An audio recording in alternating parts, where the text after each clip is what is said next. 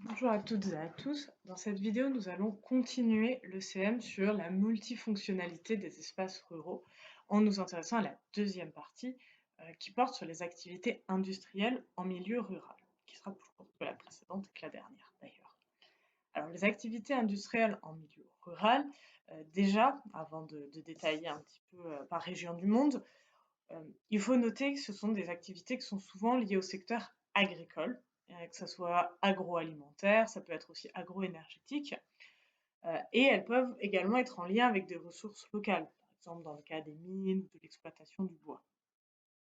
On a aussi des industries qui n'ont rien à voir avec les ressources présentes dans le milieu rural, et souvent, ces installations d'industrie qui sont diverses sont là pour des questions de coût du foncier. Les industries s'étendent souvent sur de grandes superficies et le terrain est moins cher dans les espaces ruraux. Ou alors, ça peut être le rôle d'une politique volontariste de l'État pour dynamiser certaines régions. On va dire en installant des industries, ça crée de l'emploi et ça redynamise des régions. Donc voilà, maintenant qu'on a vu ces idées principales, on va voir déjà dans les pays développés, parce que c'est assez différent des pays émergents et en développement, qu'est-ce qui fait qu'il y a un maintien de l'industrie rurale. Et déjà, on va s'intéresser au modèle historique des districts industriels. Donc le développement d'une activité industrielle dans l'espace rural est assez ancienne en fait, cette activité. Et en fait, on peut dire que dès le XVIIIe siècle, donc révolution industrielle, des paysans et des éleveurs de certaines régions ont commencé à développer une activité artisanale en complément de l'activité agricole. Et ce qui s'est passé, et c'est ce qui nous intéresse, c'est que progressivement, on voit apparaître le développement d'un modèle de district industriel. Alors, pas partout, hein, mais dans certaines zones, ça crée des districts industriels. C'est un concept de Giacomi Beccatine, et il applique ce modèle au début à l'Italie, et ensuite ce modèle est diffusé. Là, vous voyez différentes zones qui montrent justement des districts industriels. Qu'est-ce que c'est qu'un district industriel? C'est un regroupement de petites et de moyennes entreprises, ou industries, hein, entreprises ou industries, qui sont spécialisées dans le même secteur. Et l'idée, c'est que ce regroupement d'entreprises, d'industries dans le même secteur, permet une interconnexion et il se caractérise par un savoir-faire spécifique. C'est ça qu'on appelle un district industriel, un rassemblement d'entreprises interconnectées avec un savoir-faire spécifique. Alors, l'atout principal de ce système de district industriel, vous le connaissez peut-être sous le nom de cluster. C'est la même chose, un cluster, ça c'est un cluster rural, permet les collaborations et les échanges entre les différents acteurs. Les différents acteurs, dans ce cadre-là, ça peut être des entrepreneurs, des ingénieurs, des chercheurs, des pouvoirs publics, des personnes en charge de formation. Donc ça, c'est toutes les personnes qui sont présentes dans un cluster. Et donc, ça permet les collaborations qui facilitent ainsi, on va dire, la diffusion de la connaissance, des innovations. Et ça, ce qui est noté par les chercheurs qui travaillent là-dessus, c'est que cette diffusion de la connaissance, elle se fait surtout par les réseaux informels. Euh, C'est-à-dire pas forcément par les partenariats entre les entreprises, mais le fait qu'il y ait beaucoup de gens qui travaillent au même endroit, ils se fréquentent, ne serait-ce que, je sais pas, par exemple, pour aller manger ensemble, au self ou quoi, et ils, ils vont discuter et ça va permettre de diffuser de la connaissance. En plus, ce qui fait que ces districts industriels se maintiennent, c'est parce que le fait que être dans un réseau incite à prendre des risques, à créer des nouveautés, à développer la recherche, puisque ces entreprises sont en situation de concurrence directe, puisqu'elles sont avec d'autres entreprises du même secteur. Et dans les districts industriels, on a dit c'est des petites et des moyennes entreprises, et les PME, petites et moyennes entreprises, sont plus efficaces pour innover que les grandes entreprises. Évidemment, en termes de contexte, on est dans un contexte dans les pays développés plutôt de désindustrialisation et certains districts industriels ont disparu, par rapport à ceux qui étaient, historiquement là. Mais en revanche, ceux qui se maintiennent sont compétitifs et sont dynamiques, y compris dans le contexte de mondialisation. On va prendre l'exemple du secteur horloger dans le Jura, en France. Au XVIIIe, des paysans et des éleveurs ont commencé à développer une activité artisanale pour compléter leurs revenus, parce qu'on était à ce moment-là dans un contexte de difficulté économique dans cette région. Et donc cette activité d'appoint, elle s'est faite vers l'horlogerie parce que non loin du Jura, il y a la Suisse et la Suisse, donc les horlogers suisses, avaient on va dire justement des techniques avancées de pointe et les paysans et les éleveurs du Jura vont, heu, essayer de fournir les horlogers suisses en pièces détachées. C'est une activité qui a lieu d'abord à domicile, puis elle se développe pour progressivement devenir une industrie qui est aujourd'hui compétitive et tournée vers, l'international.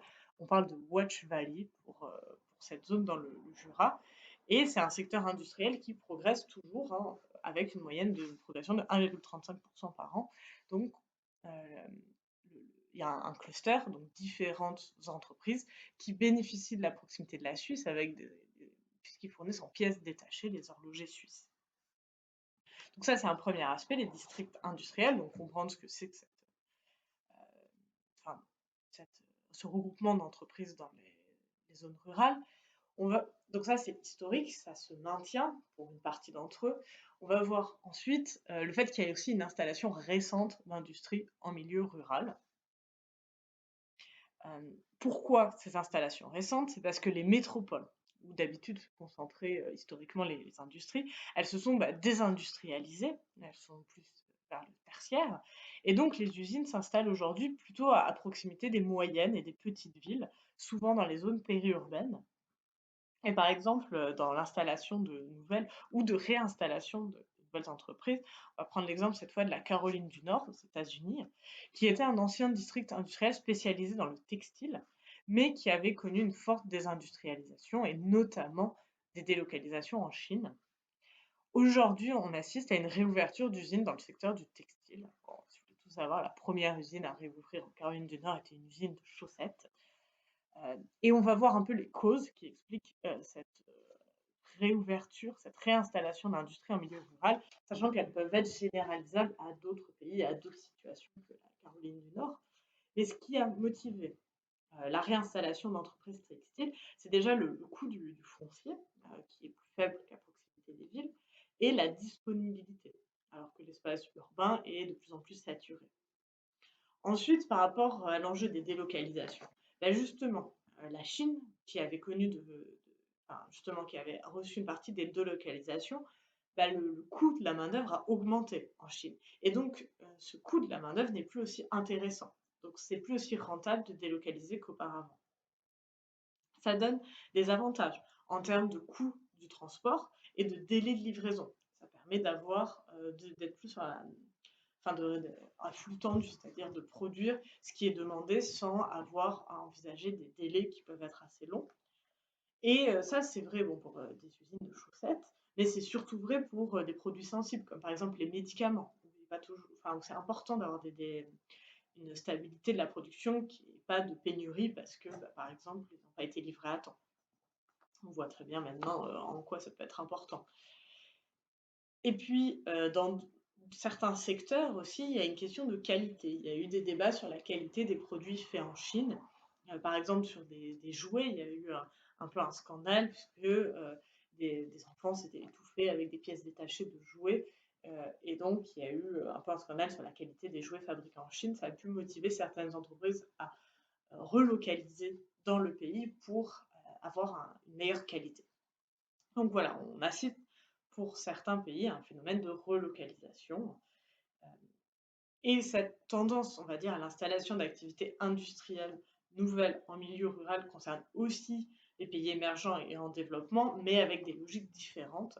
Et c'est ce qu'on va étudier dans cette partie, donc avec les pays émergents et en développement. Où l'enjeu, ça va être vraiment comment faire pour que l'industrie rurale résiste et s'intègre à la mondialisation. Et déjà, la première chose à noter, et ça concerne les pays émergents comme les pays en développement, c'est qu'il y a deux types d'industries rurales très différentes. D'un côté, on a une industrie qui est très proche de l'artisanat, qui est parfois informelle, qui est assez peu rentable et peu compétitive. Et de l'autre côté, on retrouve des grands groupes industriels. Donc il y a un contraste entre cette industrie, on va dire, presque artisanale et les grands groupes. Là, je commence par les pays émergents. Donc, dans les pays émergents, la politique de l'État concernant l'industrie, en fait, a évolué, puisqu'il y a d'abord eu un soutien, donc quand je dis d'abord, c'est dans les années 1950-1960. Donc il y a d'abord eu un soutien à la petite industrie, celle qui était proche de l'artisanat, parce qu'il y avait une volonté d'équité territoriale. On voulait que toutes les industries puissent se développer dans les territoires pour favoriser, redynamiser certains espaces. Puis, avec, on va dire, l'accentuation de la concurrence et le contexte de mondialisation, le soutien de l'État s'est plutôt orienté vers les entreprises les plus compétitives, et donc vers les grandes entreprises qui sont servies en fait un peu de fer de lance, à ces pays pour, intégrer, bah, l'économie mondiale. Par exemple au Brésil, on peut penser à Petrobras pour les hydrocarbures, qui ont bénéficié de soutien de l'État, pour une exploitation qui était rentable et qui a permis, de devenir un acteur important dans la mondialisation. Pour les pays en développement, on retrouve ce contraste, donc avec un secteur, très artisanal et peu compétitif et une activité beaucoup plus industrialisée. Je vous ai mis 2 photos sur la diapositive où on voit la même activité, à savoir, bah, chercher de l'or, heu, à travers ces 2 méthodes. D'un côté, un petit orpailleur, hein, qui a un petit système, on voit quelques personnes qui travaillent, y compris des enfants, heu, pour essayer, de retrouver, bah, de l'or. Et vous avez en dessous, donc toujours au Mali, cette fois la version industrielle avec, heu, enfin des engins de chantier et une mine qui a été creusée pour essayer d'extraire de l'or aussi. Donc on voit ce contraste, les 2 coexistent et le problème, la différence, dans les pays en développement par rapport aux pays émergents qui ont réussi à construire leur propre grand groupe, c'est que dans les pays en développement, souvent les activités industrielles sont plutôt aux mains de grands groupes étrangers. Or, le fait que ça soit des grands groupes étrangers, ça a moins d'effet, de redistribution de la richesse dans le pays et sur les populations locales. Voire, ça peut même avoir des effets, bah, à double tranchant. Alors, on va étudier cet effet à double tranchant avec l'exemple du Niger, la mine d'uranium, d'Arlit, au Niger. Cette mine, d'uranium, elle est exploitée par Areva, donc entreprise française, et donc sur l'aspect positif, c'est que ça a eu des effets économiques très positifs. Cette mine, elle a créé 4 000 emplois, et les ouvriers qui y travaillent vivent dans des conditions meilleures que le reste de la population, du Niger. Ils ont par exemple accès à l'eau, à l'électricité et à leur loyer gratuitement. Donc de bonnes conditions, mais, parce qu'il y a bien sûr un mais, c'est une mine d'uranium et cette activité, en fait, elle est allée de pair avec la diffusion massive de la radioactivité dans la zone. Et donc, en fait, des tests, des mesures montrent qu'il y a de la radioactivité partout, en fait, dans les matériaux des maisons, dans l'eau. Et ça a des conséquences, bah, néfastes, bien sûr, sur la santé des habitants. Des difficultés respiratoires, des cancers, des femmes qui accouchent d'enfants mal formés. Donc, on a d'un côté, oui, enfin, ça permet de donner de l'emploi, mais d'un autre côté, ça pose des problèmes de santé importants, sachant que c'est une entreprise en plus étrangère, donc la majorité des bénéfices ne revient pas à l'État. Donc voilà, on a vu les situations assez différentes dans les pays développés, dans les pays émergents et en développement. Et ce sera tout pour les activités industrielles en milieu rural.